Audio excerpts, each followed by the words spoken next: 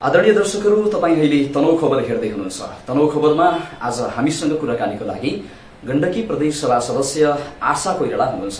सँगै उहाँ पूर्व महिला बालबालिका तथा समाज कल्याण मन्त्री समेत हुनुहुन्छ। आउनुहोस् आजको यो श्रृङ्खलामा हामी उहाँसँगको कुराकानी प्रस्तुत गर्दैछौँ। स्वागत छ कार्यक्रम। तपाईँ विद्यार्थी राजनीति हुँदै सशस्त्र द्वन्द्वमा पनि घुमिँदै अहिलेसम्म आफ्नो राजनीतिक जीवनको यात्रामा हुनुहुन्छ। कतिपयले यो 10 वर्षे जनयुद्ध, कतिले यसलाई एउटा सशस्त्र विद्रोह, होइन, कसैले यसलाई एउटा हिंसात्मक विद्रोह पनि भन्छन्। तपाईँ आफै पनि त्यसमा संलग्न हुनुभयो, के भन्नुहुन्छ यो विषयमा? जनयुद्ध एउटा ऐतिहासिक प्रक्रिया हो नेपालको, जुन जनयुद्धले यो समाजमा रहेका सबै खाले उत्पीडनको अन्त्य गर्ने लक्ष्य लियो, जुन जनयुद्धले यो समाजमा भएका विभेदहरूको अन्त्य गर्ने लक्ष्य लियो र एउटा असाध्यै महत्त्वपूर्ण र ऐतिहासिक निर्णयका साथ, साहसिक निर्णयका साथ युद्ध घोषणा गरेर, योजनाबद्ध रूपमा आफ्नो योजनाहरू प्रस्तुत गर्दै युद्ध घोषणा गरेर 10 वर्षसम्म यो सशस्त्र रूपले सञ्चालन भयो। ग्रामीण जनतामा असाध्यै राम्रो चेतनाको चाहिँ प्रभाव गर्यो। सबैलाई आफ्नो अधिकारप्रति चाहिँ एकदम बोध गरायो, अधिकारप्रति सचेत गरायो।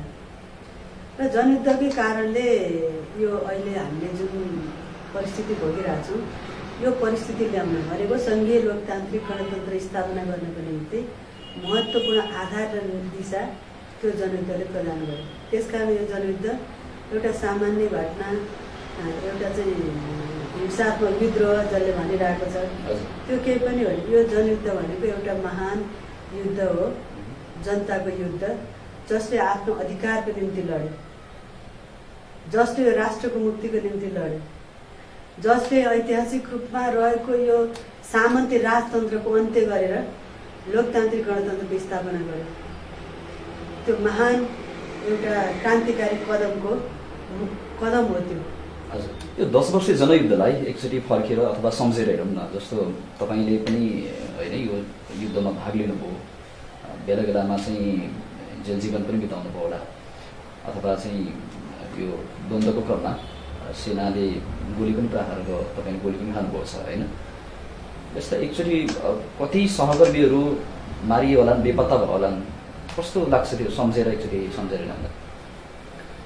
जनयुद्धलाई सम्झिँदा हामीले सुरुमा जहाँबाट राजनीतिक जीवनको सुरुवात गऱ्यौँ, हामीलाई हाम्रो राजनीतिक चेतना चाहिँ कहाँबाट विचारोपण भयो त हामीमा भन्दाखेरि हाम्रो सामाजिक परिवेश असाध्यै प्रगतिशील खालको थियो। त्यो परिवेशबाट हामी हुर्किँदाखेरि चिनिया क्रान्तिको कथा पढ्थ्यौँ, कहाँको कथा पढ्थ्यौँ, होइन? कम्युनिस्ट व्यवस्था भनेको त के हो भन्दाखेरि हाम्रो दिमागमा छुट्टै एउटा चाहिँ सुन्दर चित्र थियो। त्यो सुन्दर चित्र भनेको कस्तो होला? समतामूलक समाज, शोषणरहित समाज, उत्पीडनमुक्त समाज, सबैले समान अस्तित्व र सम्मानपूर्वक जीवन पाउन सक्ने त्यस्तो खालको समाज कस्तो होला भन्ने हामीले कल्पना गर्थ्यौँ। त्यस्तै हामीले कल्पना गरे जस्तै समाजको चाहिँ चित्र लिएर नेपाल कम्युनिस्ट पार्टी माओवादी आयो, होइन? हामी त्यसकै जनवर्गीय सङ्गठनहरूमा सङ्गठित हुँदै 2052 सालमा जुन जनयुद्धको घोषणा भयो, त्यो घोषणा हुने बेलामा हामी पनि जनयुद्धको एउटा महान यात्राका यात्री जस्तो एउटा चाहिँ विभिन्न ढङ्गले सहयोग गरेर, समर्थन गरेर त्यो ठाउँमा चाहिँ पुगेका थियौँ। जनयुद्धको घोषणा भएपछि त्यो असाध्यै ऐतिहासिक कदम हो, हामी सबैजना लाग्नुपर्छ भन्यौँ। आम जनता पनि सुसूचित भए। जनयुद्धलाई केहीले बाहेक जनयुद्धको राम्रोसँग त्यसको लक्ष्य र उद्देश्य योजनाहरू बुझिसकेपछि केही थोरै शक्तिले बाहेक सबैले चाहिँ यसको समर्थनै गरेको मैले बुझेँ। जनयुद्धमा लागिसकेपछि अब दुःख कष्ट त हामीले बेहोरेको। दीर्घकालीन जनयुद्धको माध्यमबाट यो नेपालमा भएको प्रतिक्रियावादी राज्य सत्ता भन्यौँ हामीले, सामन्ती राजतन्त्र पनि हो र त्यो सामन्ती राजतन्त्र मात्रै नभइकन सबै खाले प्रतिक्रियावादी तत्त्वहरू जो छन् ती सबैको विरुद्धको सङ्घर्ष केन्द्रित थियो, होइन? त्यो भएर प्रतिक्रियावादी राज्य सत्तालाई ध्वंस गर्दै महान जनयुद्धको बाटोमा अघि बढौँ र नयाँ जनवादी राज्य सत्ता स्थापना गरौँ। हाम्रो त जनयुद्धको नारा यही थियो। त्यो नारामा केन्द्रित भएर हामीले चीनमा माओले जसरी दीर्घकालीन जनयुद्धको बाटोबाट राज्य सत्ता स्थापना गर्नुभयो, नयाँ जनगणतन्त्र चीन निर्माण गर्नुभयो, त्यसरी नै हामीले नयाँ गणतन्त्र नेपाल निर्माण गर्न खोजेको। अब जनयुद्धमा म टिचर थिएँ, टिचर भएर आफ्नो ठाउँबाट सहयोग गरिरहेको थियौँ म, होइन। विभिन्न जनवर्गीय सङ्गठनहरूमा रहेर पनि हामीले काम गऱ्यौँ। काम गर्दा गर्दै 2055 सालमा चाहिँ म पनि होल टाइमर भयौँ, पूर्णकालीन सदस्यको रूपमा हामीले काम गऱ्यौँ। जब होल टाइमर हुने डिसिजन मैले गर्ने बित्तिकै अब हामी एउटा अभियानमा थियौँ। अभियानमा भएको बेला किसानहरू, विद्यार्थीहरू, महिलाहरू जो गाउँमा हुनुहुन्छ उहाँहरूलाई सङ्गठित गर्ने, जनयुद्धको बारेमा सचेतना दिने, त्यो ढङ्गले चाहिँ हामी गाउँमा गएको बेला एरेस्ट भएर त्यति बेला हामीले हात हतियार खर्चजना मुद्दा मसहित 6 जना साथीहरूले बिहोर्यौँ, होइन। त्यो मुद्दा लाएर हामी हिरासत गयौँ 15-16 दिनसम्म। अब कहिले खाना पनि दिएनन्, होइन। यातना दिने कुरो पनि भइहाल्यो, सामान्य यातना त्यति बेला चाहिँ 55 सालमा। र हामी हिरासत, जेल सबै गरेर हामी चाहिँ घरौटीमा निस्क्यौँ। त्यति बेलाकै कयौँ साथीहरूले धेरै मुद्दा खट्नुभयो, हामीले पनि हात हतियार खर्चजना मुद्दा खेप्यौँ। र फेरि 58 सालसम्म म चाहिँ त्यो 3.5 वर्षको अवधि जेलभित्रै रहेँ, एउटा हात हतियार खर्चना मुद्दामा र अर्को चाहिँ यो सार्वजनिक सुरक्षा ऐन भनेर त्यति बेला आतङ्ककारी तथा विध्वंसात्मक ऐन चाहिँ आइसकेका थिएन। त्यति बेला शान्ति सुरक्षा भनेर हामीलाई चाहिँ पठाउँथ्यो 6 महिना।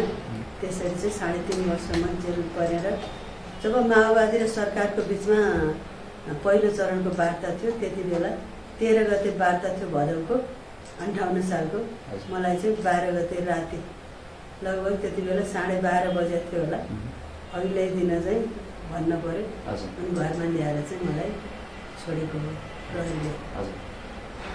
यति त्यसपछि फेरि हामी यो जनयुद्धले अर्को गुणात्मक फड्को मार्यो। अब चाहिँ हामीले अलि सशक्त सङ्घर्ष गर्नुपर्छ। वार्ता त सफल भएन। त्यसपछि हामी फेरि अब सेना समेत परिचालन गऱ्यौँ उनले, होइन। त्यसपछि हामी फेरि पनि सङ्घर्षमा सामेल भयौँ। होल टाइमर भएर नै हामीले धेरै समय बितायौँ। त्यति बेला अब एउटा काम हुन्थ्यो हाम्रो राजनीतिक काम, सङ्गठनहरू निर्माण गर्ने, जनताहरूलाई प्रशिक्षण गर्ने, होइन। अनि जनताहरू कहाँ पुग्ने, भेटघाट गर्ने। अर्को हुन्थ्यो फौजी काम। फौजी काम भनेको अब कतिपय युद्ध सामग्रीहरू निर्माण गर्ने हुन्थे सानातिना, अनि युद्ध सामग्रीहरू एक ठाउँबाट अर्को ठाउँमा आदान प्रदान गर्ने कामहरू पनि हुन्थे। कतिपय अब एक ठाउँबाट अर्को ठाउँमा ओसार पसार गर्ने काम हुन्थ्यो। अनि फेरि युद्धकै काम पनि हुन्थ्यो, लडाइँको काम पनि, होइन। ती सबै कामहरूमा प्रत्यक्ष अप्रत्यक्ष ढङ्गले हामी पनि सहयोगी भूमिका निर्वाह गऱ्यौँ। म चाहिँ सङ्गठनतिरको नेतृत्व गर्थेँ त्यति बेला। सङ्गठनतिर मैले भूमिका निर्वाह गरेँ। थुप्रै साथीहरू युद्धमा जानुभयो। अब राजनैतिक सङ्गठन गर्ने साथीहरूले पनि युद्ध मोर्चामा पनि भूमिका चाहिँ निर्वाह गर्नुभयो, लडाइँमा पनि जानुभयो।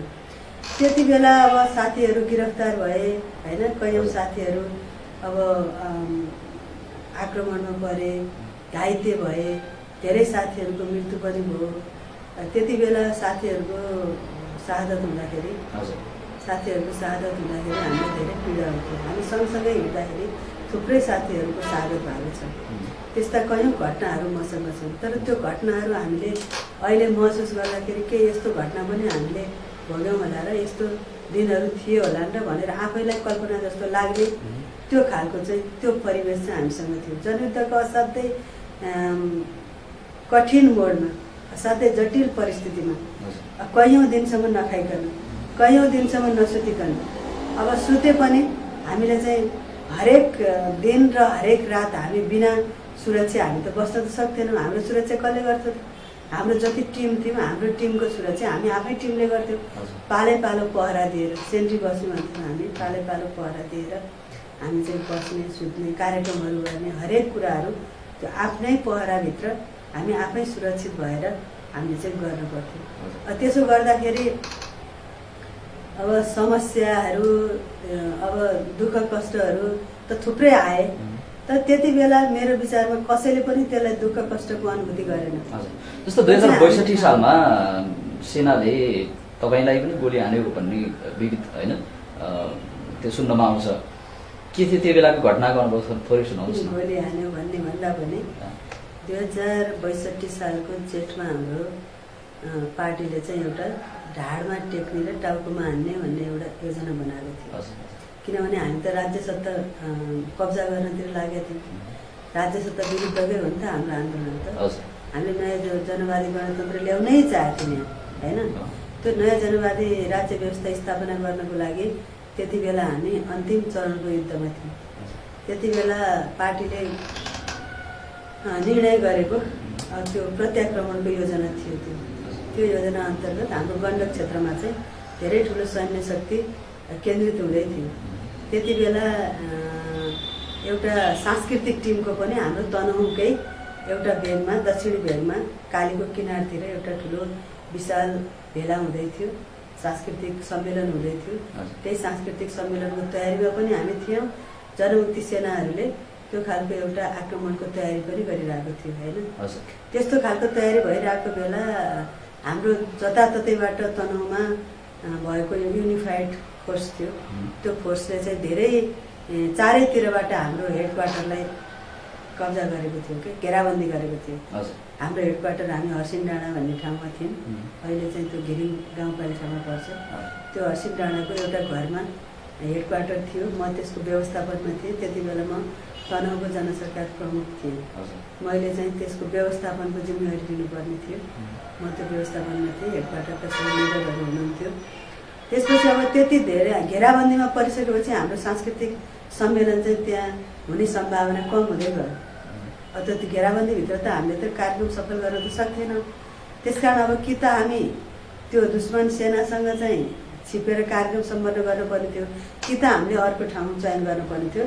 अर्को ठाउँ चयन गर्ने भन्ने हेडक्वार्टरले डिसिसन गरिसकेपछि हामी चाहिँ ल कार्यक्रम सर्ने हो भनेर साथीहरूलाई खबर गर्ने क्रममा त्यति बेला अहिले जस्तो सबैसँग फोन थिएन, हामीसँग अहिले जस्तो यस्तो सूचना सञ्चारका चाहिँ साधनहरू थिएन। अनि व्यक्ति एक ठाउँबाट अर्को ठाउँमा पुगेर मात्रै समाचार आदान प्रदान गर्न सकिन्थ्यो। छन त थियो तर सबैसँग थिएन।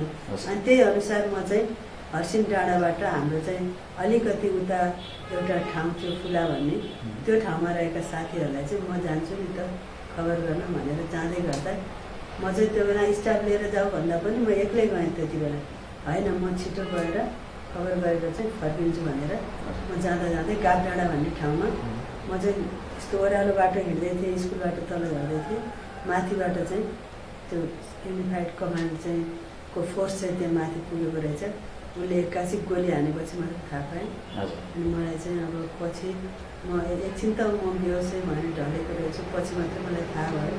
पछि हेर्दाखेरि सबै सेनाहरूले घेरिरहेको त्यस्तो खालको परिस्थितिमा म थिएँ। त्यति बेला म घाइते पनि थिएँ, अलि अशक्त पनि भएँ। त्यो अशक्त भएको बेला अब उनीहरूले विभिन्न प्रश्नहरू गरे। प्रश्नहरू गर्दाखेरि उनीहरूले चाहिँ मान्छे पहिचान गर्न खोजेको थिए। अनि तपाईँको अब उनीहरूले तपाईँ त भनेनन् होइन म अनि को हो तिमी भनेर भन्दाखेरि म चाहिँ मैले मेरो वास्तविक परिचय दिएँ। आशा खनाल म हो, म यहाँको जनसरकार प्रमुख हो भनेर भनिसकेपछि उनीहरूले खोजी गरेको मान्छे पाए।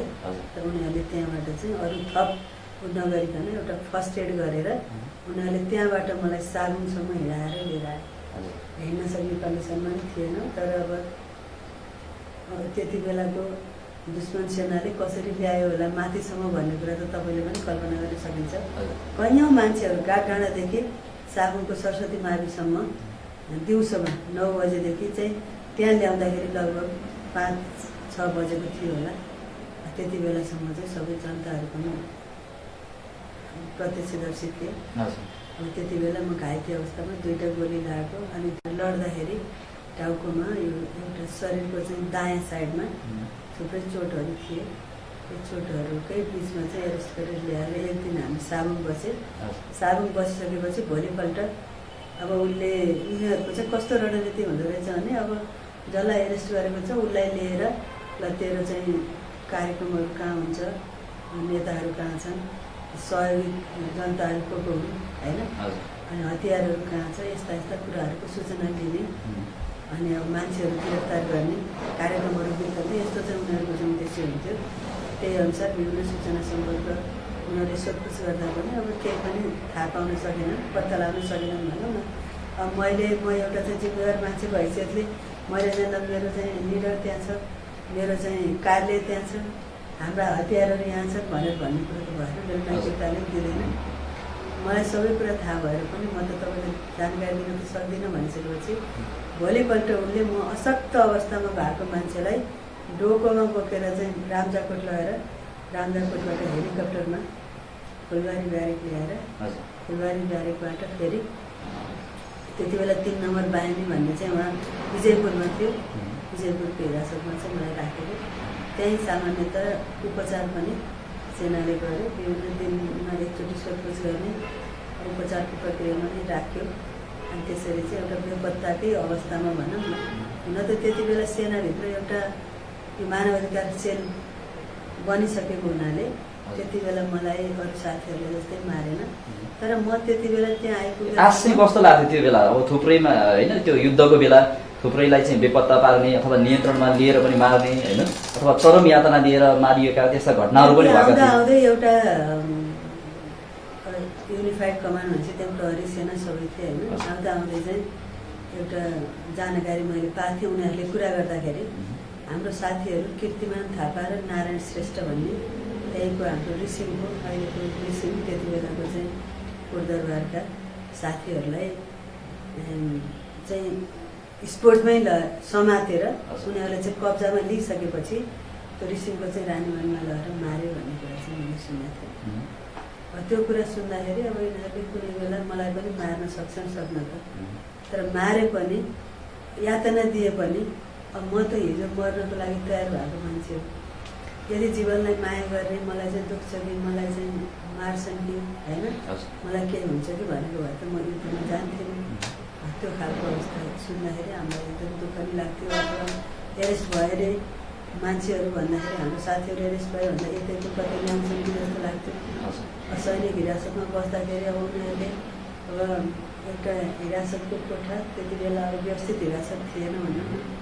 सेनाकोमा त झन् हिरासतमा राख्ने प्रक्रिया हुँदैन, सेनाले त हिरासतमा राख्न पाउँदैनन्। युद्धको विशिष्ट अवस्थामा उनीहरूले हामीलाई सेनाको कार्यालय यस्तै कोठामा लगेर अब जेठको गर्मीमा सबै झ्याल ढोका थुनेर अलिकति झ्याल भएको पनि प्लास्टिक हालेर घाइते मान्छेलाई पनि आँखामा पट्टी बाँधेर हतकडी लगाएर, दुइटै हातमा हतकडी लगाउने कन्डिसन त थिएन, तर एउटा हातमा भए पनि उसले हतकडी लगाइरहन्थ्यो। बाँधेरै राखेको एउटा पशुवत व्यवहार चाहिँ उनीहरूले देखाइरहन्थ्यो।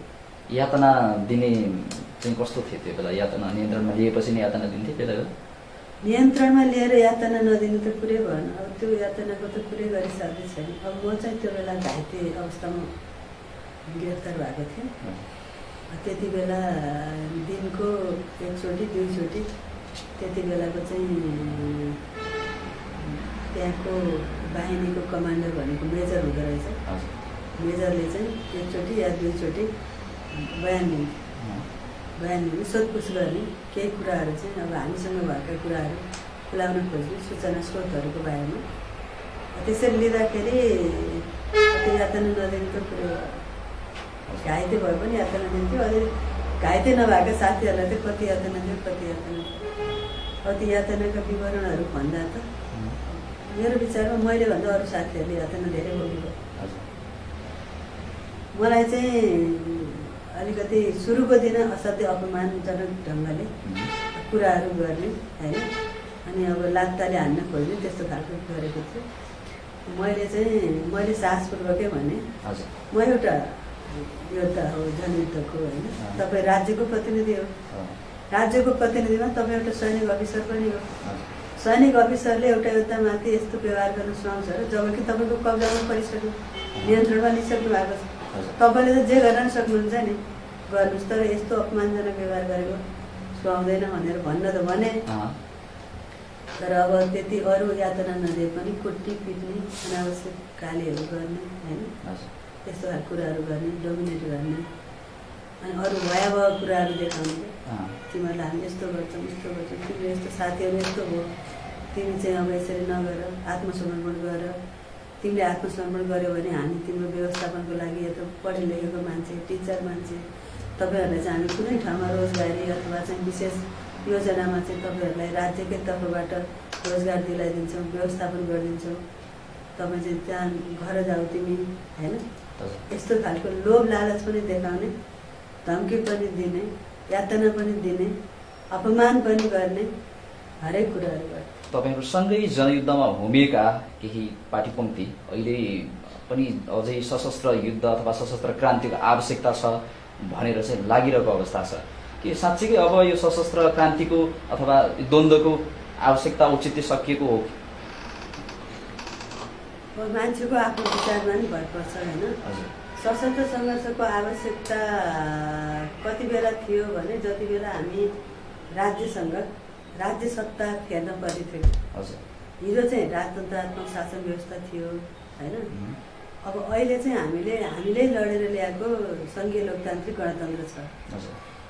यति बेला हामीले कोसँग लड्ने त? हामीले नै मतदान गरेर जिताएका जनप्रतिनिधि मार्फत अहिले राज्य सञ्चालन भइरहेको छ होइन। तर हो हामीले भने अनुसारको भएको छैन। हामीले सोचे अनुसारको, जनयुद्धले लक्ष्य गरे अनुसारको राज्य व्यवस्था हामीले स्थापना गर्न सकेनौँ। तर केही उपलब्धि चाहिँ हामीले गऱ्यौँ कि जनयुद्धबाट शान्ति प्रक्रियामा आयौँ, संविधान सभा मार्फत नयाँ संविधान निर्माण गऱ्यौँ। नयाँ संविधानमा केही कुराहरू त अझै पनि हामीले सोचे अनुसारका छैनन्, सबै समान ढङ्गले हुन सकेको त छैन। तर धेरैजसो संसारमा भएका संविधानहरूमध्ये राम्रो संविधानमा गणना हुने गरी जनताका सबै मौलिक अधिकारहरू त्यहाँ राख्ने गरी उत्पीडित जाति क्षेत्र वर्ग लिङ्गहरूलाई अधिकार सम्पन्न गराउने गरी हामीले संविधान सभा मार्फत नयाँ संविधान ल्याएका छौँ। यो नयाँ संविधान जारी गरिसकेपछि यो संविधानको पूर्ण रूपमा कार्यान्वयन गर्ने हो भने नेपाली जनतालाई जनताका धेरै अधिकारहरू सुनिश्चित हुन्छ। नेपाली जनताले सम्मानको वातावरण पाउन सक्छन्, सम्मानपूर्वक बाँच्न पाउने अवस्था चाहिँ सिर्जना हुन्छ यो नयाँ संविधान निर्माण भइसकेपछि। र यहीबाट चाहिँ निर्वाचित हुने हामीले राष्ट्रपतिलाई हामीले निर्वाचन गरेर चाहिँ राष्ट्रपति बनाउन सक्छौँ। हामीले सरकार आफूले निर्वाचन गरेर पठाउन सक्छौँ। नीति निर्माण गर्ने हाम्रा प्रतिनिधिहरू हामीले निर्वाचन मार्फत पठाउन सक्छौँ होइन।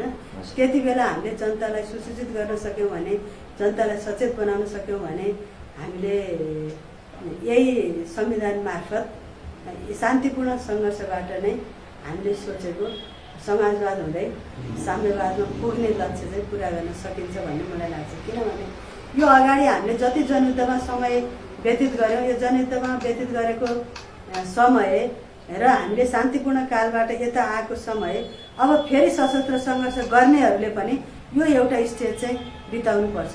त्यस कारण हामीले समय खेर नफालिकन सबै हामी जो एउटा चाहिँ जनवादको पक्षमा छौँ, जो हामी समाजवादको पक्षमा छौँ, सबैजना एकीकृत भएर केन्द्रित भएर यो राष्ट्रलाई शान्तिपूर्ण ढङ्गबाट अगाडि बढाउन सकिन्छ भन्ने मान्यताले नै नेपाल कम्युनिस्ट पार्टी यो शान्तिपूर्ण सङ्घर्षमा आएको हो। त्यसकारण मलाई अहिले अझै पनि सशस्त्र सङ्घर्षको आवश्यकता छ भनेका साथीहरूलाई, सशस्त्र सङ्घर्ष सामान्य छैन, सजिलो छैन, सहज छैन, असाध्यै जटिल छ। र पहिलाको सशस्त्र सङ्घर्षको एउटा आवश्यकता थियो, त्यो आवश्यकतालाई हामीले एउटा चरण पुरा गरेर अहिले चाहिँ हामी गणतन्त्रमा आइसकेका छौँ। त्यसकारण यो उपलब्धिको रक्षा गरेर यो उपलब्धिलाई चाहिँ हामीले जनतालाई उपभोग गर्ने वातावरण दिलाएर अरू थप उपलब्धिको लागि सङ्घर्ष त गर्नै पर्छ। तर सशस्त्र ढङ्गले होइन, शान्तिपूर्ण ढङ्गले नै गरौँ भन्ने मलाई लाग्छ र उहाँहरूलाई पनि यही आग्रह गर्न चाहन्छु म। जस्तै जनयुद्धसँगै जनआन्दोलन होइन, त्यसपछि संविधान सभाको चुनाव हुँदै जनताले एउटा नयाँ संविधान त पाए होइन, एउटा व्यवस्था चाहिँ परिवर्तन भयो। तर अवस्था अझै जनताको अवस्था परिवर्तन हुन सकेन। जो जनआन्दोलन अथवा जनयुद्धमै पनि जो जनयुद्धको उपलब्धि छ, अलि नेतृत्वमा बस्नेहरूले चाहिँ त्यसको उपलब्धि हासिल गरे, तर एउटा चाहिँ जनताको स्तरमा त्यो उपलब्धि अझै जनताले हासिल गर्न पाएनन् भन्छन् नि। हामीले जति उपलब्धिहरू हासिल गऱ्यौँ ठिकै हो। अब जनताको दृष्टिकोणबाट अब मान्छे त सबै खाले छन् नि त समाजमा होइन, समाजमा सबै खाले मान्छेहरू छन्, सबै खालको सोच दृष्टिकोण सबैको फरक फरक छ। अब अहिले जनयुद्ध जनआन्दोलनका उपलब्धिहरू जति छन् हामीले अहिले प्राप्त गरेको, जस्तै सङ्घीयता, गणतन्त्र, धर्मनिरपेक्षता, समानुपातिक समावेशी प्रतिनिधित्वको जुन नीति छ होइन, जनताका जति पनि मौलिक हकहरू हामीले व्यवस्था गरेका छौँ, यी सबै कुराहरू राज्यले प्रभावकारी ढङ्गले कार्यान्वयन गर्न सक्यो भने यो आरोप चाहिँ हामीलाई आउँदैन। भनेपछि संविधानबाट अधिकार त प्राप्त भएको छ, कार्यान्वयन भएको छैन। लिखित रूपमा अधिकार प्राप्त गरेका छन्। हजुर। त्यो लिखित रूपमा प्राप्त गरेका, संवैधानिक रूपमा प्राप्त गरेका अधिकारहरूलाई व्यवहारमा कार्यान्वयन गर्नु हाम्रो अहिलेको चुनौती हो। तर मलाई के लाग्छ भने जनताले केही पनि पाएनन् भन्ने मलाई लाग्दैन। तपाईँ हिजो 62 सालमा र आज 72 हुँदै 77 सालमा आउँदाखेरि धेरै परिवर्तन चाहिँ भएको छ। हुन त मान्छेले के भन्छन् यो स्वाभाविक रूपमा नै परिवर्तन हुन्थ्यो समयको गतिसँगै भन्ने पनि एउटा चेतना छ, त्यो होइन। हामीले सचेत प्रयत्नद्वारा जबरजस्त परिवर्तन गरेकै छौँ। अहिले हरेक जनताको अवस्था परिवर्तन भएको छ नि। ल भन्नुहोस्, महिला र पुरुषको हकमा महिलाहरू हिजो महिला हिंसाको कुरा गर्ने थियो, हिजै मात्र एउटा चाहिँ हिंसा विरुद्धको दिवस थियो। हिजो चाहिँ लैङ्गिक हिंसा भनेर राज्यले लेख्यो क्या। त्यो लैङ्गिक हिंसा किन दिएको त भन्दा महिला मात्रैको हिंसा चाहिँ अहिले कम भएको छ है। छोराछोरीको बिचको विभेद कम भएको छ। महिलाहरूलाई पनि हरेक ठाउँमा राज्यकै हरेक अङ्गमा प्रतिनिधित्व गर्ने कुराको सुनिश्चित भएको छ। शिक्षा, स्वास्थ्य हरेक कुराहरूमा चाहिँ अहिले जनताले आफ्नो नैसर्गिक अधिकारको उपभोग गर्न पाएका छन्। हो, राज्यले व्यवस्थित गर्न सकेको छैन, अलिकति हामीले भने जस्तो भएको छैन, त्यो चाहिँ हो। तर अहिले नेतृत्वहरूलाई चाहिँ अलि बढी आक्रमण भइरहेको छ। आक्रमण कसलाई हुन्छ भने जोसँग हामीले अपेक्षा गर्छौँ नि, जोसँग हामीले अपेक्षा गर्छौँ, जसले हाम्रो समस्या समाधान गरिदियोस्, जसले हाम्रो चाहिँ हरेक कुराहरू चाहिँ पुरा गरिदियोस् भन्ने चाहेका छौँ, राज्य सत्ताको नेतृत्वमा पुर्याएका छौँ, हाम्रो प्रतिनिधि ठानेका छौँ, उनीहरूलाई हो गाली गर्ने। नेतृत्वप्रति आक्रमण त भएको छ। तर मलाई के लाग्दैन भने नेतृत्वहरूले मात्रै यसको चाहिँ सबै प्रतिफल लिए र जनतामा पुगेन भन्ने कुरा चाहिँ साँचो होइन।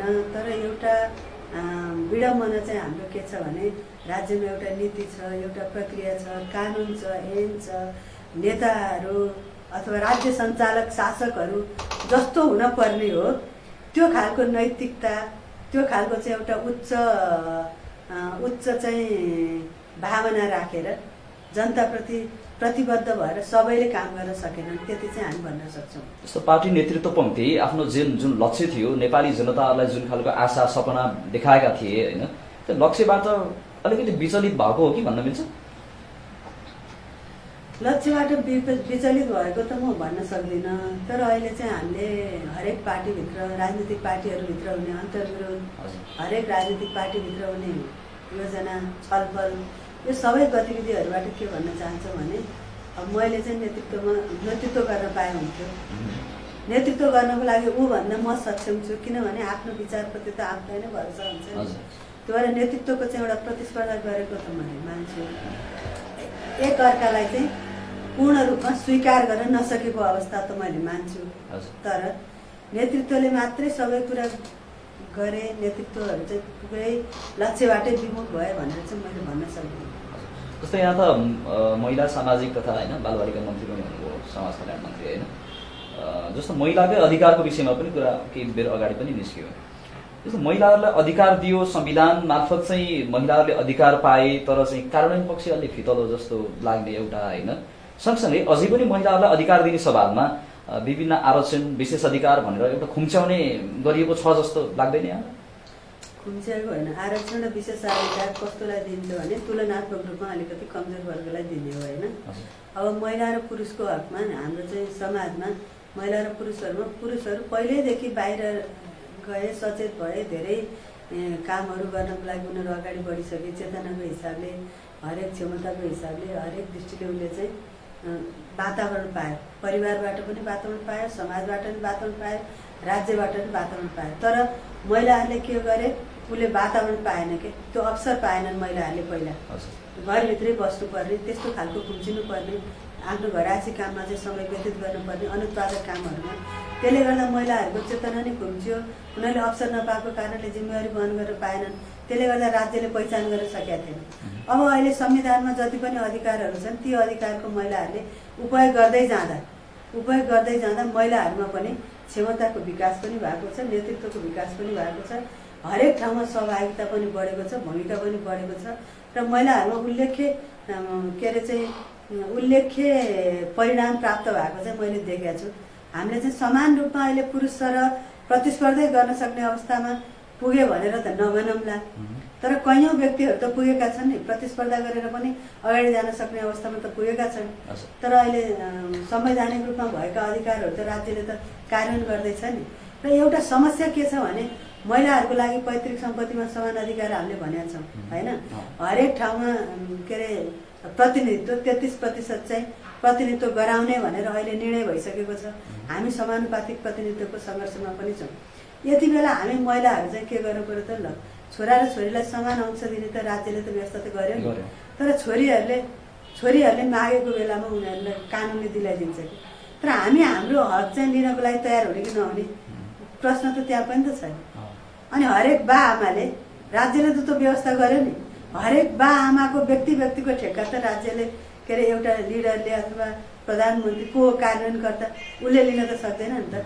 सबै जनतालाई सचेत त गराएको छ नि, ल है संविधानमा यो व्यवस्था छ, कानुनमा यो व्यवस्था छ, तपाईँको हक यो हो, तपाईँ यो हक लिन सक्नुहुन्छ भनिसकेपछि उसले हक लिन चाहेको बेला राज्यले जहिले पनि दिलाउँछ क्या, दिलाउन सक्छ। यति हो कि अहिले हाम्रो समाजमा भएको एउटा जुन सोच छ, प्रतिबिम्ब हाम्रो राज्य सञ्चालकहरूमा नि पर्छ। हिजो पुरुष प्रधान समाजमा, पुरुषलाई सर्वोच्च मान्दै आएको समाजमा महिलाहरू अलि प्रतिस्पर्धा गरेर अगाडि बढेको कतिले स्वीकार्न सक्छन्, कतिले स्वीकार्दैन। कतिले यही महिलाहरूलाई प्रेरित गरेर अगाडि बढाएको छ, कतिले चाहिँ अगाडि बढेका महिलाहरूलाई चाहिँ डोमिनेट गरिरहेको छैन र। यो त सबैको प्रवृत्ति हुन्छ नि, यो प्रवृत्तिले उजागर गर्ने कुरा हो। अहिले संवैधानिक रूपमा जति पनि हकहरू व्यवस्था भएको छ ती सबै कार्यान्वयन गर्नको लागि राज्य चाहिँ तयार छ, त्यो ढङ्गले नीति नियमहरू बनेका छन्। तर त्यो हक लिने मान्छे आफू पनि तयार हुनुपर्छ। हिजोको दलित समुदायको अवस्था, हिजोको महिला समुदायको अवस्था, हिजोको उत्पीडित क्षेत्रको अवस्था, यो सङ्घीयता आयो, उत्पीडित क्षेत्रको अवस्था अहिले फरक भइरहेको छ क्या। धेरै विकट क्षेत्रहरूमा पनि हामीले विकास निर्माण लगायतका जनताका आवश्यकता र समस्याहरू पहिचान गरेर काम गर्न सुरु गरेको छ नि त राज्यले। त्यो भएको कारणले त्यो संवैधानिक अधिकारहरूको उपयोग गर्ने कुरामा राज्यको तर्फबाट बाधा हुँदैन। कार्यान्वयनकर्तामा केही त्यस्ता खालका व्यवधानहरू हुन सक्छन् होइन, त्यस्तो खालको उसको पुरातन सोचको कारणले कार्यान्वयन नगर्ने कुरा त्यो अपवादमा देख्न सक्छ। तर जसले मेरो हक चाहिँ मैले पाउनुपर्छ भन्छ, मौलिक हक, त्यो मौलिक हक त राज्यले दिलाउनै पर्छ। जस्तो राज्यले संविधानले त्यो हक दिलाएको पनि छ होइन, यो कार्यान्वयन किन हुन नसकिरहेको होला? यो हाम्रो समाज यस्तै छ अथवा कुन चाहिँ कुरा चेतनाको अभाव छ भन्ने कुरा हो कि? हजुर, कुन चाहिँ कुरा कतिपय कुराहरू जस्तो अधिकारकै सवालमा, जस्तो अंशको हिसाबमा पनि होइन, एउटा परिवारले सबै छोराछोरीलाई समान रूपमा हक दिलाउने अथवा चाहिँ अंश दिलाउने भन्ने छ होइन। म तपाईँलाई के विश्वास दिलाउन चाहन्छु भने त्यो राज्यको कारणले होइन। तपाईँका दुईटा छोराछोरी छन्, तपाईँ अभिभावक हुनुभयो, बुवा आमा तपाईँहरू दुईजना भएर ल मेरो छोरा र छोरीलाई बराबर अंश दिन्छु भनेर तपाईँले भन्नु भने राज्य रोक्छ र? राज्यले रोक्दैन, राज्यले त दिएको छ अवस्था, तर त्यो पुरातनवादी सोचको कारण। हजुर, तपाईँको सोच स्पष्ट हुन पर्यो, हजुर, तपाईँ तयार हुनु पर्यो। संवैधानिक रूपमा यो अधिकार छ, मेरो छोरा र छोरीको लागि चाहिँ जस्तो हो त्यहाँ छोरीहरूले नै मलाई पनि यो बराबरको हक चाहिन्छ है भन्न नसिकेको कारण चाहिँ किन होला? अथवा त्यो पुरातनवादी सोच हाबी भएको कारणले अथवा सामाजिक व्यवस्था यस्तो भएको कारणले अधिकार पाएर पनि किन त छोरीहरूले पनि त्यही बराबरको मलाई यो हक चाहिन्छ है भन्न नसिकेको अवस्था छ कतिपय अवस्थामा अझै पनि? त्यो हक खोजेका मान्छेले पाएका छन् र पाएका छैनन् यदि विभिन्न कारणले भने त्यो दिलाउनलाई चाहिँ हामी सक्छौँ।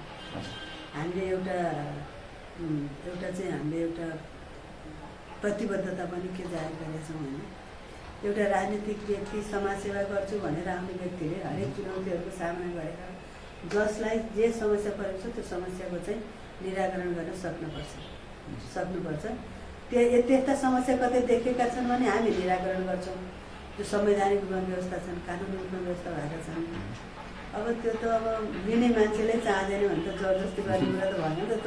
उसले आफ्नो व्यक्तिगत स्वतन्त्रताको कुरा होला होइन, उसको मानव अधिकारको कुरा होला होइन, जबरजस्ती गर्नु त भएन। तैँले किन अंश लिनुहोस्, तैँले लिनै पर्छ भनेर बाहिरको मान्छेले भन्ने कुरा भएन, तर उसको अभिभावकले भन्ने। अहिले व्यवस्था परिवर्तन भएर हामी होइन गणतान्त्रिक व्यवस्थामा छौँ, सङ्घीयता आइसकेको छ देशमा है। यो अवस्थामा यो अहिलेको परिवेशसम्म आइपुग्दा जस्तो महिलाहरूलाई राजनीतिमा लाग्न होइन, यो क्षेत्रमा लागिरहन कस्तो छ अवस्था, कति गाह्रो छ अहिले महिलाहरूलाई राजनीतिमा लाग्ने वातावरण छ। समस्या नभएको ठाउँ त कहीँ पनि हुँदैन, समस्या रहेको ठाउँ त होइन। तर राजनीतिमा लाग्ने कसरी वातावरण छ भने अहिले हामीले राज्यका हरेक तहमा महिलाहरूको प्रतिनिधित्व सुनिश्चित गर्ने त कानुनी व्यवस्थै गरिदिएछौँ नि, संवैधानिक व्यवस्थै भएको छ नि, जसको परिणामस्वरूप अहिले चाहिँ हरेक स्थानीय तहका वडाहरूमा 2 जना महिलाहरू अनिवार्य निर्वाचित भएर आउनुहुन्छ।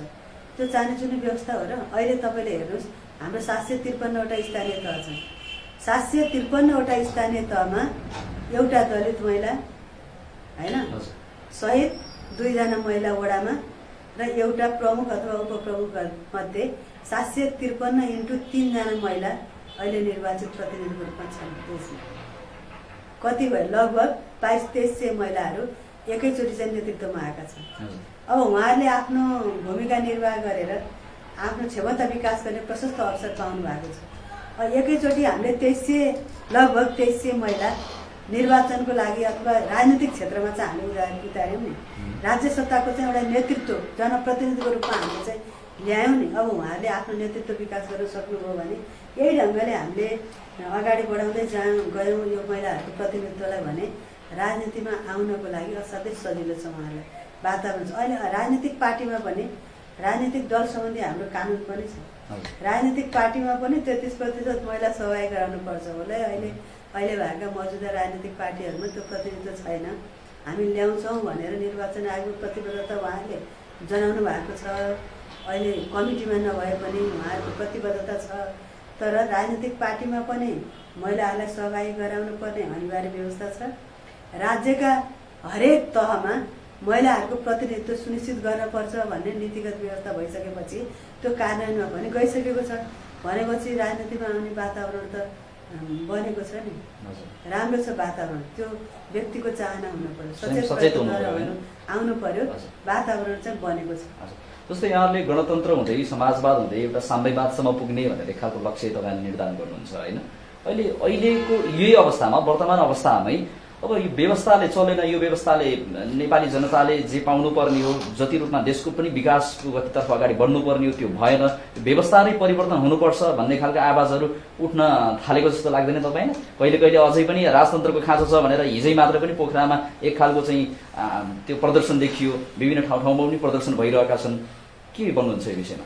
होइन, त्यत्रो 250 वर्षसम्म राज्य गरेको राजतन्त्रले अब आफ्नो सत्ता सजिलै खोसिँदा अब उसलाई दुःख लाग्नु कुरो स्वाभाविक हो। मलाई लाग्दैन अब ज्ञानेन्द्रले चाहिँ म भोलि राजा हुँदैछु त्यस कारण तिमीहरू मेरो पक्षमा आऊ भनेको त मलाई लाग्दैन। मान्छेहरू त विभिन्न राजनीतिक पार्टी त हाम्रो छन् होइन, कसैलाई पनि निषेध त गरेको छैन नि। अहिले राजनीतिक पार्टी खोल्ने स्वतन्त्रता सबैलाई छ, तर यो जति सडकमा प्रदर्शन भइरहेछ राजतन्त्र चाहिन्छ, राजा आऊ देश बचाऊ भनेर, यो खालको परिस्थिति चाहिँ अहिलेको होइन। त्यस्तो खालको राजा आउनु पर्ने, राजालाई नै बोलाउनु पर्ने र यो अहिलेको चाहिँ हाम्रो बहुदलीय जुन प्रतिस्पर्धात्मक ढङ्गले अहिले गणतन्त्र कार्यान्वयन भइरहेको अवस्था छ, सङ्घीय लोकतान्त्रिक गणतन्त्र कार्यान्वयन भइरहेको अवस्था छ। यो त हाम्रो त सुरुको स्टेज हो नि। यो हामीले बल्ल अस्ति 72 सालमा 72 कि 74 सालमा निर्वाचन गरेर हामी चाहिँ संहिताको कार्यान्वयन गर्दैछौँ। यो सङ्घीय लोकतान्त्रिक गणतन्त्रको पहिलो निर्वाचित प्रतिनिधिले अहिले सरकार सञ्चालन गरिरहेछ, सबै तहको होइन। अब 7वटा प्रदेश सरकारहरू, केन्द्र सरकार र 753वटा हाम्रा स्थानीय तहहरू गरिरहेको छ। अहिले तपाईँले चाहिँ अहिले यति छिटो विकास भएको छ संहिताको कारणले कि जनताको हरेक बस्तीमा हरेक घरमा के अरे सरकार पुगेको छ कि हामीले निर्वाचनमा नारा पनि लगायौँ। अब हाम्रो चाहिँ गाउँमा सिंहदरबार हामी ल्याउँछौँ भनेर सिंहदरबारबाट पाउने अधिकार तिमी गाउँमै पाउँछौ भनेर वडा मार्फत अधिकार प्रत्यायोजन गर्ने कुरा पनि भइरहेछ। सचेतनाको दृष्टिकोणले, विकास निर्माणको दृष्टिकोणले, आर्थिक सामाजिक रूपान्तरणको होइन दृष्टिकोणले धेरै उपलब्धिहरू चाहिँ प्राप्त भएका छन्। तर राजा आएर के नै हुन्छ। अब चाहिँ निर्दलीय व्यवस्था जो हिजोको हामीले त्यत्रो अभिशाप बेहोर्यौँ हामीले नेपाली जनताले यति लामो समयसम्म, त्यो व्यवस्था चाहिन्छ भनेर सडकमा व्यक्तिहरू स्वस्फूर्त रूपमा आयो भन्ने मलाई लाग्दैन। कसैको उक्साहटले भन्दा नि कसैको योजनामा ल्याइएका मान्छे हुन् त्यति धेरै। जस्तै हिजो गणतन्त्र ल्याउनलाई नै झन्डा बोकेर हिँड्नेहरू, आन्दोलनमा होमिनेहरू पनि त्यहाँ छन् कि जस्तो लाग्दैन? एउटा हाम्रो अहिलेको राज्य व्यवस्था आइसकेपछि हामी हिजो माओवादी जनयुद्धबाट पनि धेरै ठुलो सपना देखेर होइन धेरै ठुलो लक्ष्य बोकेर यो शासन व्यवस्थामा आयौँ। जनआन्दोलनमा नेपाली कङ्ग्रेस तत्कालीन 7 राजनीतिक दलहरू नेपाली कङ्ग्रेस नेकपा एमाले सहित 7 राजनीतिक दलहरूको जुन हाम्रो मोर्चा बनेको थियो त्यति बेला जनआन्दोलन गर्दाखेरि पनि हामीले धेरै ठुलो सपना देखेका थियौँ। जनताले चाहिँ के सोचेको छ जनताले भने छिटो परिवर्तन चाहेको छ। परिवर्तनकै राष्ट्रमा चाहिँ एउटा साङ्केतिक परिवर्तन त आयो। अब परिवर्तनका आधारहरू त हामीले स्थापित गरिसकेका छौँ, तर हरेक व्यक्तिको जीवनमा परिवर्तन आउन सकेन। रोजगारको अवस्था पनि हामीले दिन सकेनौँ होइन, सबैलाई रोजगार दिन सकेनौँ। सबैलाई चाहिँ एउटा उपयुक्त ढङ्गले व्यवसायमा हामीले व्यवसायिक बनाउन सकेका छैनौँ। हरेक व्यक्तिलाई आफ्नो आफ्नो क्षेत्रमा जो उसको क्षमता छ योग्यता छ त्यो आधारमा चाहिँ हामीले उसलाई राज्यको हरेक काममा लाउन सकेनौँ होइन। त्यो एउटा राज्यले गर्न नसकेको कुरा चाहिँ त्यसले गर्दा अलिकति जनतामा वितृष्णा पो आएको चाहिँ यति ठुलो सङ्घर्ष गऱ्यौँ हामीले, यति ठुलो सङ्घर्ष गरेर हामीले त केही पनि पाएनौँ नि भन्ने जनतालाई त्यो लाग्नु स्वाभाविक हो।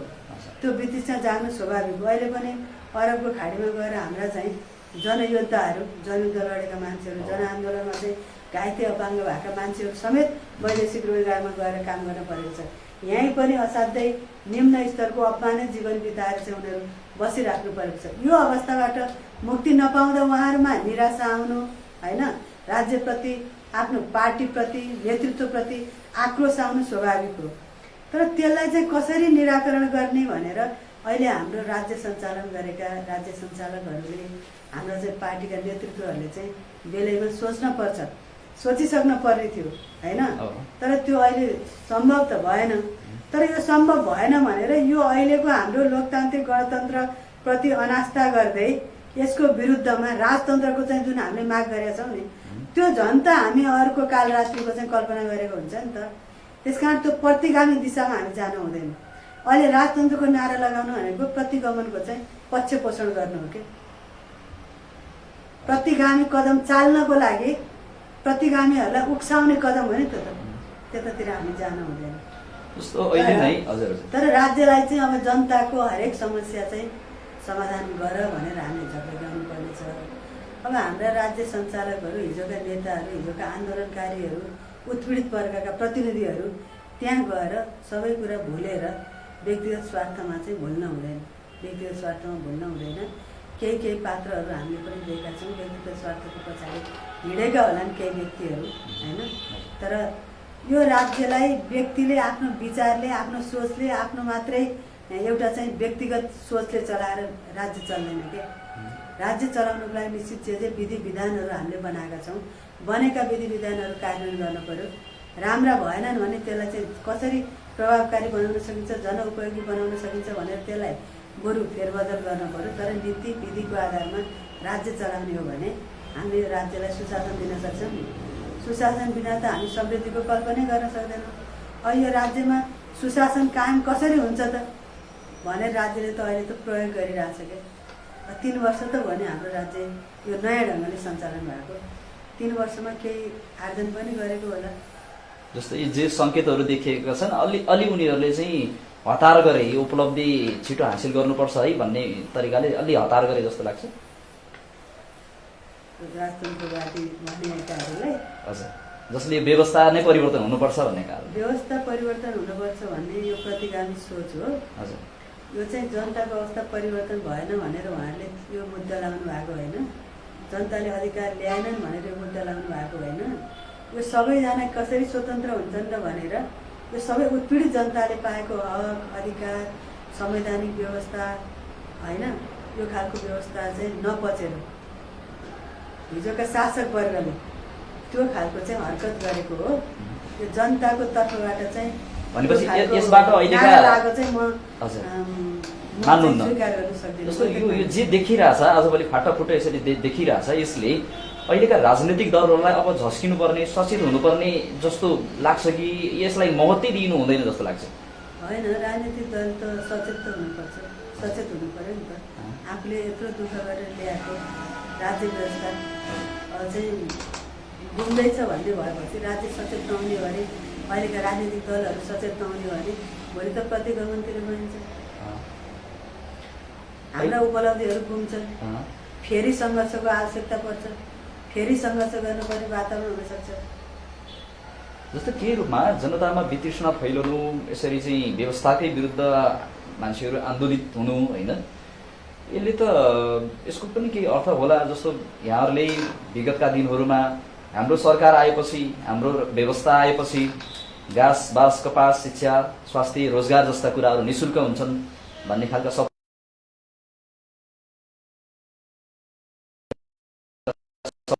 सपनाहरू त्यहाँ देखाउन सकेको छैन। मात्रै अझै एक खालको चाहिँ सत्तामा रहेकै दलहरू आन्तरिक कलहमा झगडामा व्यस्त भइरहेको देखिन्छन्। राज्यको नीति चाहिँ ठिक छ, त्यो नीतिलाई कार्यान्वयन गर्ने चाहिँ हाम्रो समस्या हो। त्यो नीतिलाई कार्यान्वयन गर्नुपर्छ। हाम्रा अब राजनीतिक पार्टीहरू पनि सचेत हुनु पर्यो, राज्य सञ्चालकहरू पनि सचेत हुनु पर्यो।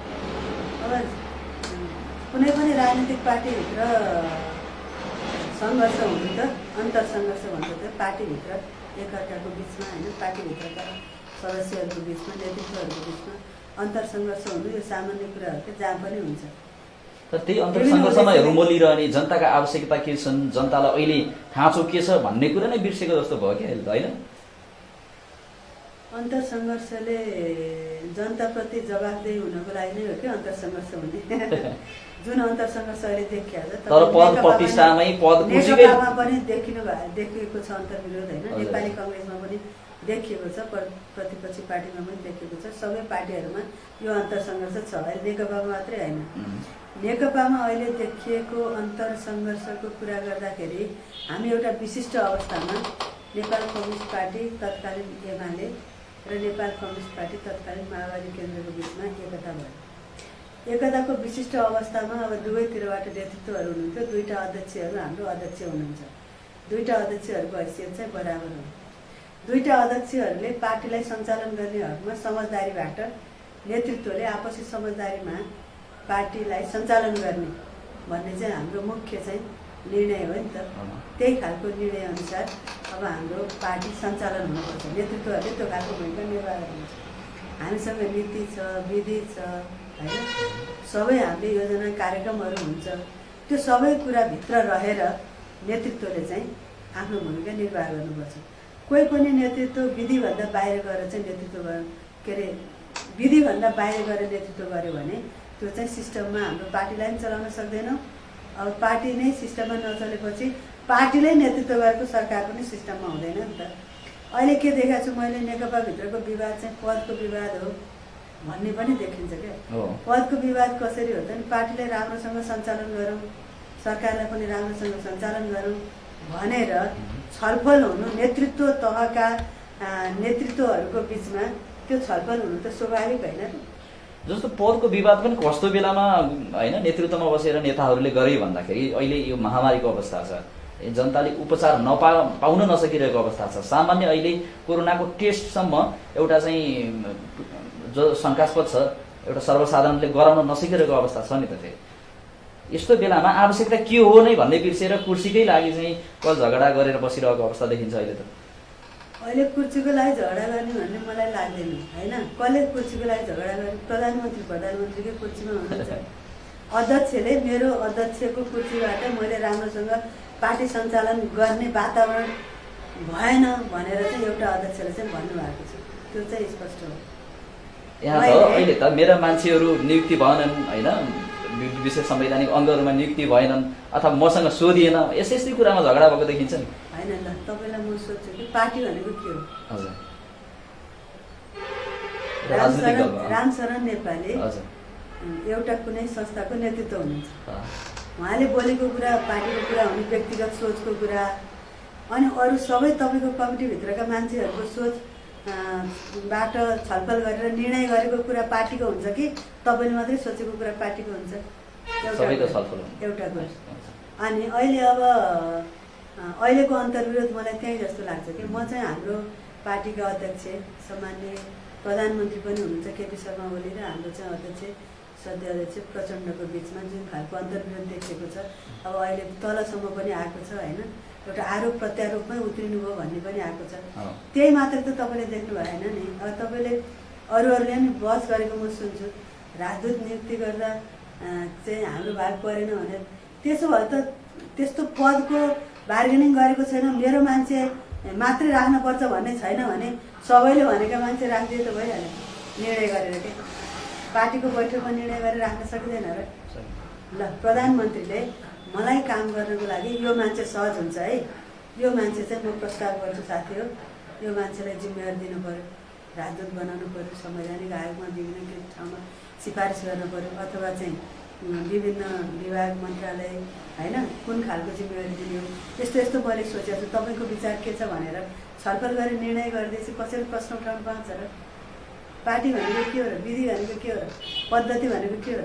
आफूले चाहिँ जहाँ पनि निर्णय गर्न पाउने, नियुक्ति गर्न पाउने, अनि अरूले प्रश्न गर्ने बित्तिकै चाहिँ त्यो के अरे पदको निम्ति झगडा गर्यो, आफ्नो मान्छे राख्नको लागि झगडा गर्यो भन्नु मिल्दैन नि त, कसैलाई नै मिल्दैन। प्रचण्डले आफ्नै भोलि अथवा हिजो कुनै पनि बेला उहाँले नि गर्नुभयो होला नि त केही निर्णयहरू होइन, नियुक्तिहरू गर्नुभयो होला। यो चाहिँ विशेष अधिकार हो है तपाईँको भनेको बाहेक त छलफल गरेर गर्दा राम्रै हुन्छ नि त। अब तपाईँ छलफल भन्नुहुन्छ, पार्टी त फुट्लै जस्तो भइसक्यो अथवा फुट्ला पनि भएको थियो भन्छन् नेकपा। पार्टी त अब त्यही हो, पार्टीलाई सबैजनाले मेरो सोच अनुसार चलाउँछु भनेर व्यक्तिगत ढङ्गले पार्टी चलाउनु खोज्यो भने चाहिँ चल्दैन। अब फुट्नु र नफुट्नुको अर्थ पनि हुँदैन होइन। पार्टी विधि र नीति अनुसार चलाउनु पर्छ भन्ने हो भने, पार्टी विधि र नीति अनुसार चलाउनु पर्छ त्यही निर्णय हुने हो भने पार्टी चाहिँ अब राम्रो ढङ्गले आफ्नो काम गर्न सक्छ। त्यसकारण अहिलेको नेकपाको आवश्यकता के हो भने, अहिले नेकपा फुट्यो भने, अहिले नेकपा विभाजित भयो भने यो राष्ट्रमा कहिल्यै पनि बहुमतको सरकार हुँदैन। नेपाली जनताले कहिले पनि राजनीतिक पार्टीलाई विश्वास गर्दैन। नेकपाको मात्रै भविष्य अन्धकारमा होइन कि यो राज्यकै भविष्य अन्धकारमा पर्छ कि। हामीले हिजोको इतिहास पढेका छौँ नि, नेपाली काङ्ग्रेसले बहुमत पाएको बेला पनि राम्रोसँग राज्य सञ्चालन गर्न सकेन। हिजो एकल रूपमा एमालेले पनि बहुमतको सरकार चलाएको थियो, त्यति बेला पनि झन् विभाजनको खतरामा पुग्यो, स्थितिमा पुग्यो। अहिले हामीले झन्डै 2/3 भन्नु न, 2/3 नै नजिक अब हामीले 2/3 सरकार चलाइरहेछौँ नि, चलाउनलाई त निर्माण गरेका छौँ। त्यो यस्तो खालको बहुमत भएको बेला पार्टी फुट्ने भनेको असाध्यै दुःखद कुरा हो। यो नेपाली जनताको लागि पनि पीडाको कुरा हो। त्यसकारण पार्टी फुट्न हुँदैन, तर पार्टी जुट्नको लागि नीति र विधिको आधारमा चल्नुपर्छ। जसको जे भूमिका हो, जसको जे जिम्मेवारी हो, त्यो जिम्मेवारी चाहिँ निर्वाह गर्नुपर्छ। यसको मतलब कुनै हिजो चाहिँ एउटा अध्यक्षलाई आफ्नो लिगेसीको आधारमा हिजो मैले मानेको एउटा नेतृत्वको पक्ष लिने र अर्को नेतृत्वको विपक्षमा कुरा गर्ने भन्ने होइन। अहिले पार्टी फुट्नै हुँदैन, जुट्ने बेला हो, एक मना एकताको साथ यसले काम गर्ने बेला हो। तर अब पार्टीभित्र किन चाहिँ यस्ता खालका कुराहरू आए, किन अन्तर्विरोध भयो, किन साथीहरूले चाहिँ विरोध गरिरहनु भयो अध्यक्षको भनेर त अध्यक्षले सोच्नु पर्यो नि त, विचार गर्नु पर्यो नि त। अनि उहाँहरूको भावनालाई, उहाँहरूले ल्याउनु भएको कुराहरूलाई राम्रोसँग छलफल गरेर संश्लेषण गरेर पार्टीको भोइस हो है यो भनेर बनाएर कार्यान्वयन गर्न सक्ने ठाउँमा हाम्रो प्रधानमन्त्री हुनुहुन्छ। अहिले मैले त प्रधानमन्त्रीलाई चाहिँ के आग्रह गर्न चाहन्छु, प्रधानमन्त्री पनि हो, हाम्रो पार्टी अध्यक्ष पनि हो। उहाँले अस्ति अब पछिल्लो चरणमा पार्टीको बैठकमा अध्यक्ष प्रचण्डले एउटा राजनीतिक प्रस्ताव पेश गर्नुभएको छ।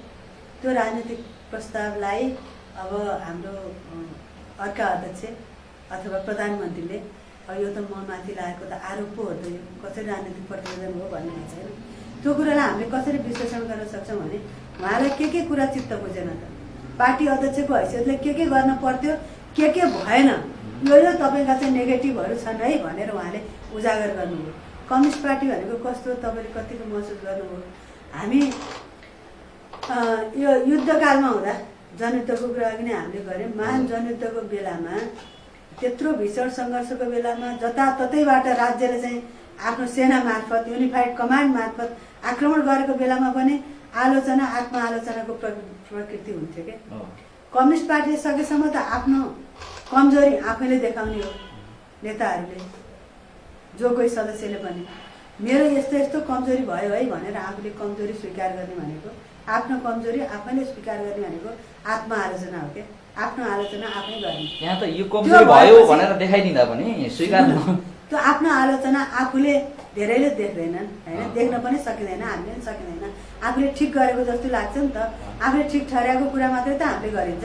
त्यो भएको कारणले आफूले आफ्नो कमजोरीहरू पहिचान गरेर आफ्नो आलोचना आफैले गर्ने भनेको आत्मआलोचना हो क्या। त्यो चाहिँ हाम्रो व्यक्तिगत रूपान्तरणको बाटो हो। अर्को कुरा आलोचना गर्ने भने के हो त भने अर्काको कमजोरीहरू हामीले देख्यौँ होइन, अरूको खराबीहरू देख्यौँ, त्यो खराबीको विरुद्धमा चाहिँ अब एकले अर्काको टिप्पणी गर्ने र त्यसलाई सुधार गर्नको लागि सजेसनहरू दिन्छौँ नि हामी। त्यो त्यो चाहिँ आलोचना हो क्या। तपाईँको कमजोरी मैले देखाउने कुरो आलोचना हो, मेरो कमजोरी मैले रियलाइज गर्ने कुरा चाहिँ आत्मआलोचना हो। अब आत्मआलोचनाको प्रक्रियाबाट हामी अगाडि जान्छौँ नि त। आरोप लाउँदैमा कोही दोषी हुन्छ र? अदालतमा त कसैलाई विभिन्न मुद्दा लाग्छ नि, तर उसलाई चाहिँ सही हो कि होइन भनेर विश्लेषण गर्नु पर्यो। भोलि ठहरे ऊ दोषी हुन्छ, नठहरे त उसको आरोप त फिर्ता हुन्छ नि त, ऊ दोषी हुँदैन। अनि आलोचना गर्दैमा त्यो सबै खराबी तपाईँमा थियो भन्ने होइन नि त। यो कुरा चाहिँ तपाईँले लागु आलोचना ठिक हो, यो चाहिँ होइन भनेर चाहिँ त्यसलाई छलफल गरेर त्यसलाई चाहिँ फेस गर्न सक्नु पर्यो नि त, र गर्नुपर्छ। अब जुन उहाँले राजनीतिक प्रतिवेदन म लेख्छु भनेर समय माग्नुभयो र अब 13 गते फेरि हाम्रो सचिवालयको बैठक बस्दैछ।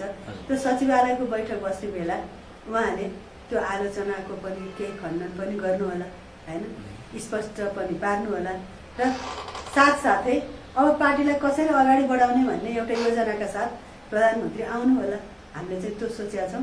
त्यो प्रधानमन्त्रीको पनि राजनीतिक प्रतिवेदन आइसकेपछि अध्यक्ष प्रचण्डले राखेको प्रतिवेदनमा पनि छलफल गरेर एउटा निष्कर्ष, एउटा चाहिँ सामूहिक निष्कर्षका साथ पार्टीको निर्णय भएर अगाडि एक डिक्का भएर पार्टी अगाडि बढ्नुपर्छ। त्यो खालको भूमिका हाम्रा अध्यक्षहरूले निर्वाह गर्नुपर्छ भन्ने मलाई लाग्छ। अब लगभग हामी अन्त्यतिर छौँ कुराकानीको।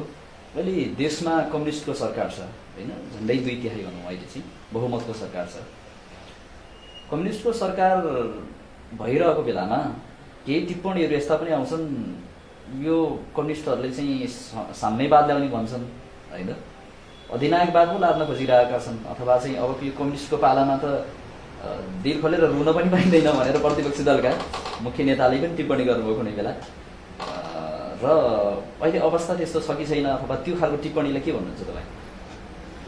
टिप्पणी त तपाईँलाई मैले आफ्नो विचारको आधारमा जे भने पनि भयो, जसलाई जे भने पनि भयो। टिप्पणी त विभिन्न किसिमका आउँछन् नै। अब कम्युनिस्ट शासन आयो भने रुन पनि पाइँदैन भन्नुभन्दा नि रुन पर्दैन भन्नुभएको भएर होइन, रुन पर्दैन भन्नुभएको भए राम्रै हुन्थ्यो। अहिले कम्युनिस्टको शासन छ, तर अब जनताले चाहिँ कम्युनिस्टकै शासन अनुसारको व्यवहारमा कार्यान्वयन होस्, जीवनमा चाहिँ त्यो अनुभूति गर्न पाइयोस् भन्ने सोचेको छ। तर हामीले अब सोचेर मात्रै त हुँदैन। हाम्रो समाज कहाँ छ भने त हाम्रो समाज अब अहिले मैले त सुन्दैछु कता राम्रोसँग त तथ्यगत कुराहरू त हेरेको छैन। अब भ्रष्टाचारमा पनि अहिले अगाडि आइसक्यो नेपाल, गरिबीमा पनि असाध्यै अगाडि आइसक्यो नेपाल होइन। यस्ता यस्ता कुराहरू हामीले सुनेका छौँ नि त। यो सबै कुराबाट मुक्ति दिनको लागि सजिलो छैन नि।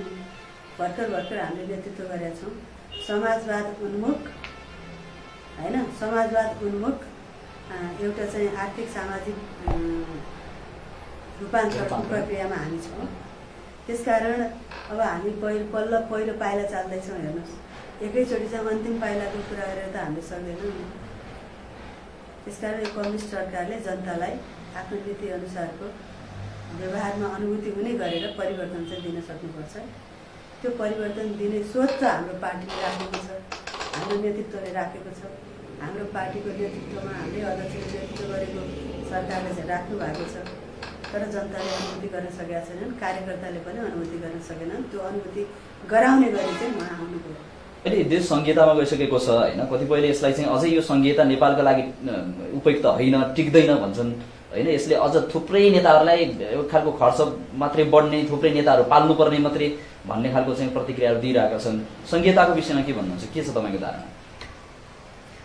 संहिता चाहिँ नेपालको लागि वरदान भएर आएको छ।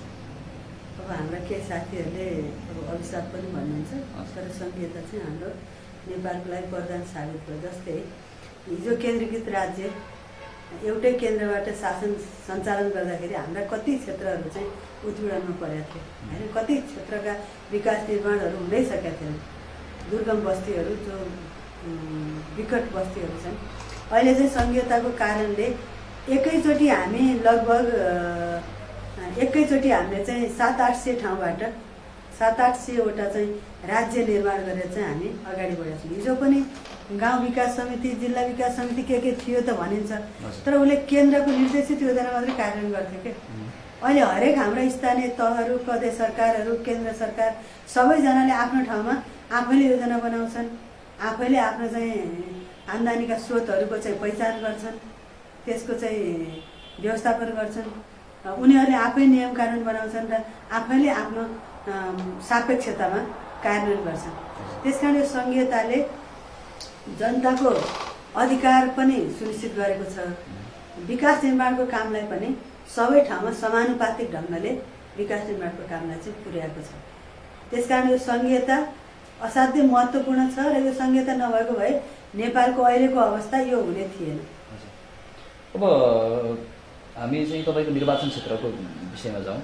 तनहुँ क्षेत्र नम्बर 2-1 होइन, त्यहाँबाट तपाईँ निर्वाचित हुनुभयो र अहिले चाहिँ सङ्घीय के अरे प्रदेश सांसदको रूपमा हुनुहुन्छ।